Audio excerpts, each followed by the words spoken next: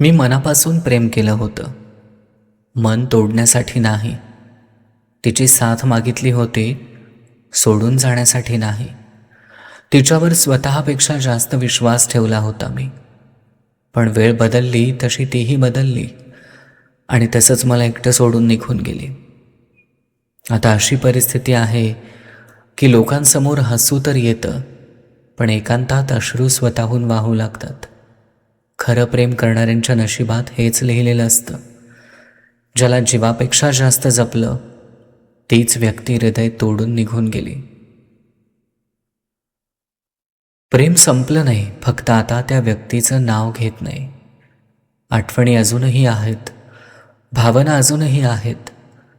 रात्र अजूनही लांब वाटते, खूप लांब वाटते.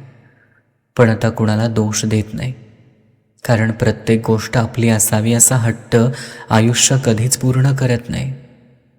काही गोष्टी फक्त आठवण म्हणूनच सुंदर असतात.